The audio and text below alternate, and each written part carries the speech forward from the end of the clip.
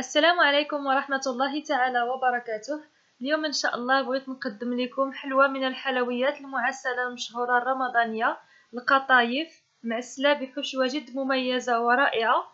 وخليكم معايا تشوفوا الطريقة اللي جد بسيطة وسهلة.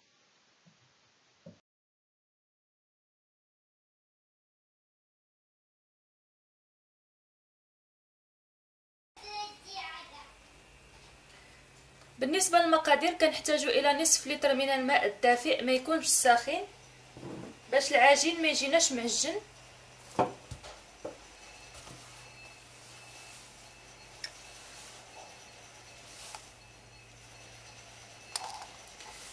كأسين من السميد الرقيق،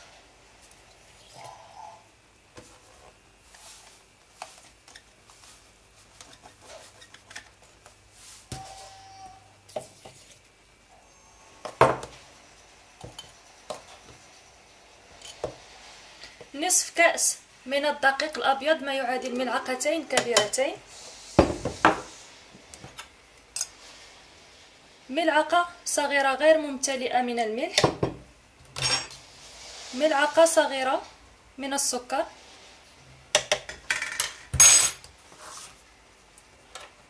ملعقة صغيرة من الخميرة الفورية مملوءة، وكنطحنوا جيدا لمدة دقيقتين.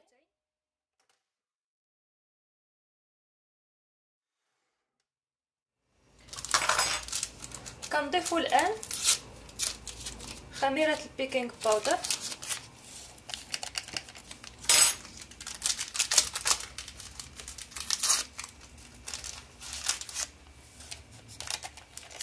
غرام، وكنرجعو كنخلطو جيدا دقيقتين.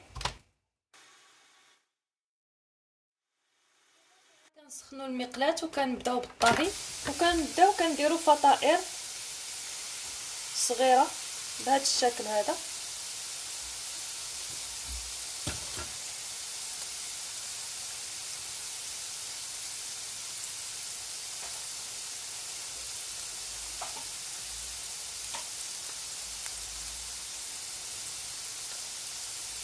فهير كيختفي اللون ديال العجين صافي تيكونوا واجدين.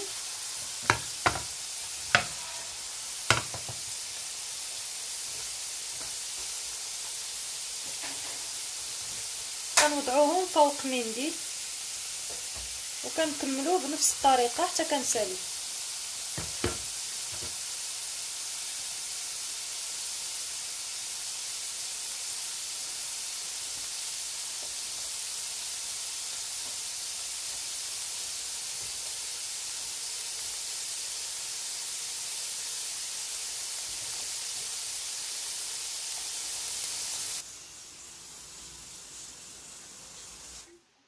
بالنسبة لإخواننا وأخواتنا العرب فكيكتفيو في الحشوة بالجوز فقط القرقاع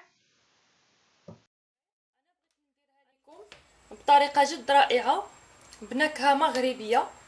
بالنسبة للوز فممكن أنكم تعوضوه بكاوكاو أو الفول السوداني محمص. أنا عندي هنا 200 غرام من اللوز اللي حمصته جيدا، يا إما في المقلاة فوق النار أو لا في الفرن. ملعقة كبيرة من السكر، ربع ملعقة صغيرة من القرفة، قطرات خفيفة جدا من ماء الزهر. بالنسبة للوز أو الفول السوداني على حسب المتوفر كنحتفظوا بالقشور ديالهم.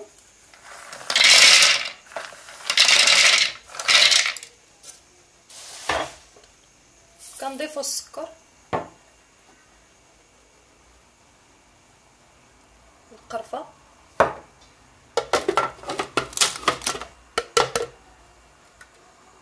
بهذا الشكل هذا. كنخليوها حبيبات فما كنردوهاش مثل العجين او البودر، كنخليوها بهذا الشكل.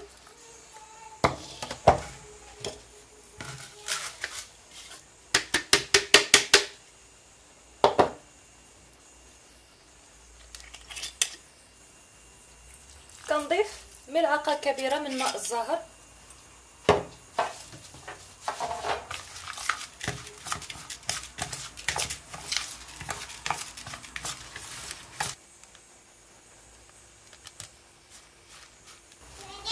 الان غادي نقوموا بتشكيل القطايف. كناخذوا الحشوه بهذا الشكل اللي كتكفينا في الوسط، ما كنوصلوش للجوانب، بهذا الشكل.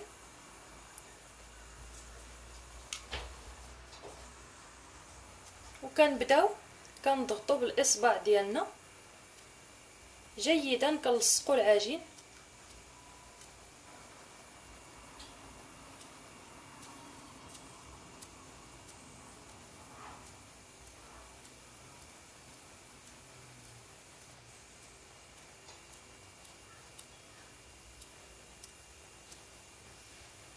بهذا الشكل.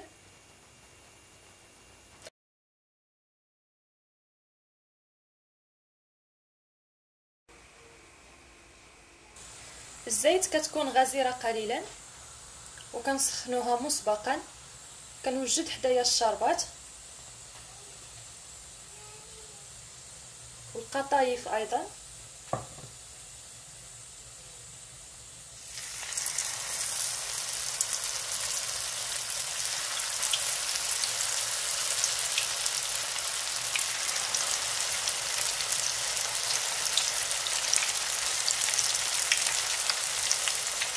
النار كتكون متوسطه، فكنخليوهم حتى كيتحمروا جيدا. فباش كنعرفوهم وجدوا بهذه الطريقه بالملعقه، غير كنلقاوها مقرمشه كنحيدوها، فمازال طريه شوي بهذا الشكل هذا. غير كتولي بنيه كنديروها مباشره في الشربات.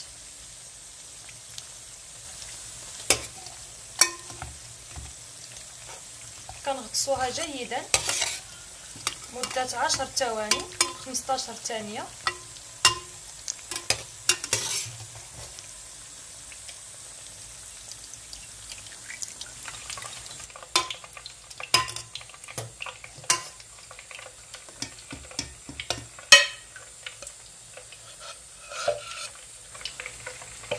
وكنكملوا بنفس الطريقة حتى كنساليو.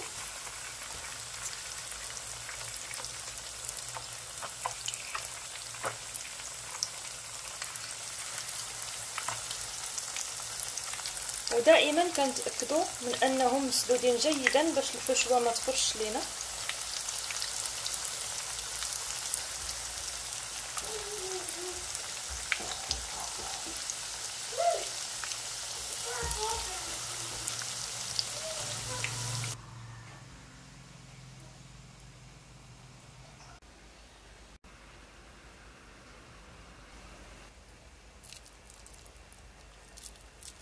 كتجي معسله ومقرمشه كيف ما كتسمعوا.